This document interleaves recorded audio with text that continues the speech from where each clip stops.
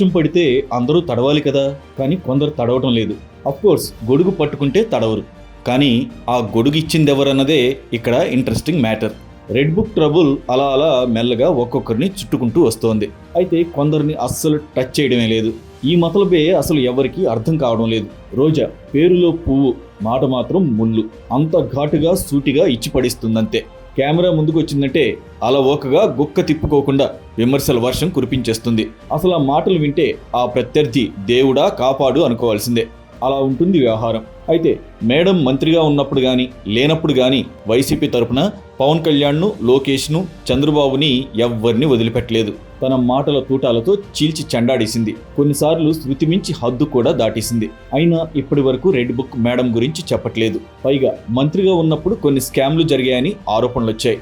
అంతెందుకు, ఆడుదాం ఆంధ్రాలో అవినీతి జరిగిందని ఒకరు కంప్లైంట్ కూడా ఇచ్చారు. సిఐడి విచారణ అన్నారు.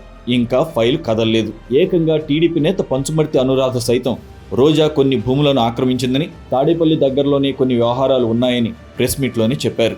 మరి వాటి గతేమైందో కూడా తెలియదు. వైసీపీ నేతలంతా కేసులు, అరెస్టుల భయంతో వణుకుతుంటే మేడం మాత్రం నగరి సీట్ ఇంకొకరికి ఇస్తే కుదరదని జగనన్నకు అడ్డం తిరగడమే కాక లేటెస్ట్గా బుల్లితెర బిజినెస్లోకి మళ్లీ ఎంటర్ అవుతోంది. ఇక అసెంబ్లీలో ఆడుదాం ఆంధ్రపై మాజీ మంత్రి భూమా అఖిలప్రియ, ఎమ్మెల్యే ఆదిరెడ్డి వాసు, మరో ఎమ్మెల్యే గౌతు శిరీషలు ఆరోపణలు చేస్తే మంత్రి రాంప్రసాద్ రెడ్డి 45 రోజుల్లో నివేదిక ఇస్తానని ప్రకటించారు. ఇక్కడే తిరకాసుంది. అధికారంలోకి వచ్చి ఏడాది అయిపోతుంది. ఇప్పటి వరకు కేసే పెట్టలేదు. ఇచ్చిన కంప్లైంట్లపై విచారణ చేయలేదు. ఇన్నాళ్లకు అసెంబ్లీలో చర్చ పెడితే మంత్రి గారు మళ్లీ 45 రోజుల టైం తీసుకుంటున్నారు.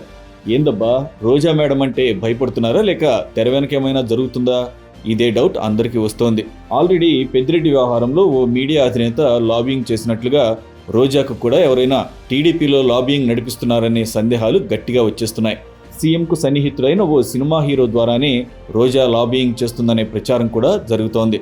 ఎందుకంటే సినిమాల్లో ఉన్నప్పుడు ఆ హీరో మంచి ఫ్రెండ్, మరి అదే అయి ఉంటుందని. లేకపోతే రోజాపై ఇప్పటి వరకు ఎలాంటి కేసు పెట్టకపోవడం ఏంటి, ఏ విచారణ జరగకపోవడం ఏంటని టీడీపీ శ్రేణులే గోల చేస్తున్నాయి.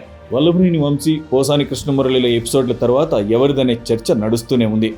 కొంతమంది కొడాలి నాని వైపు చూస్తుంటే చాలామంది మాత్రం రోజా వైపు చూస్తున్నారు. మరి ఏం జరుగుతుందో చూడాలి.